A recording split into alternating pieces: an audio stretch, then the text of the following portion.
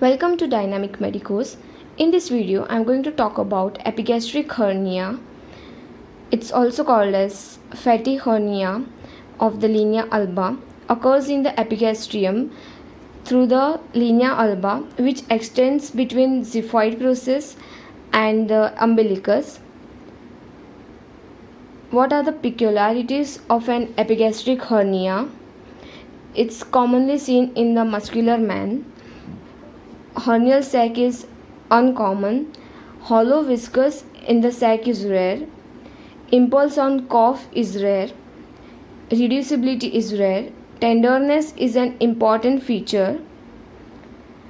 Let's see the etiology. It seems that sudden strain helps to bring out such hernia. Such strain will lead to tearing of the interlacing fibers of the linea alba. This is why the hernia is mostly restricted to the young muscular man. Clinical features: symptomless.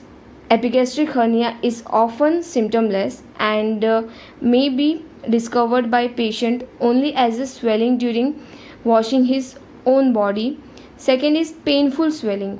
Sometimes patient with epigastric hernia complains of localized pain exactly at the site of hernia. Pain often gets worse on physical exertion. Occasionally fatty content may be passed upon by a tight margin of the gap in the linea alba. In this case, the swelling will be tender and patient will feel pain on wearing tight clothes. Refer dyspepsia. Patients with epigastric hernia may give symptoms which mimic peptic ulcer, and the patient might not have noticed the swelling even.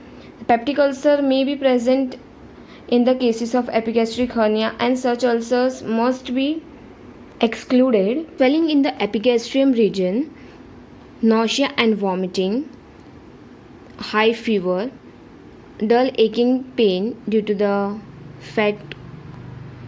Physical examination: epigastric hernia feels firm and does not usually have a cough impulse and cannot be reduced. For this, it becomes difficult to distinguish epigastric hernia from the lipoma.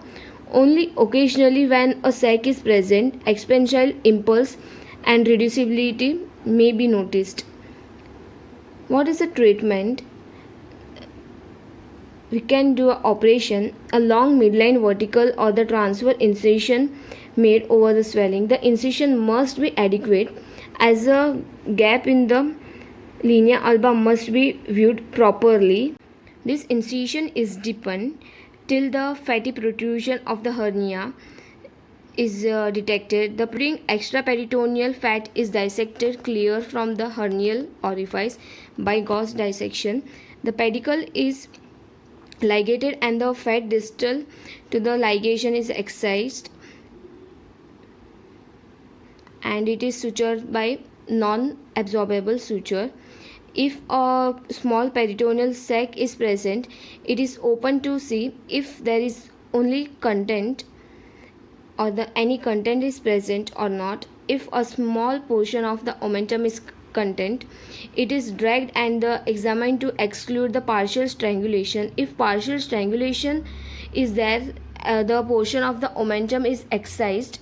After ligation, if the portion of the omentum is healthy, it is pushed back into the peritoneal cavity and the sac is ligated and excised.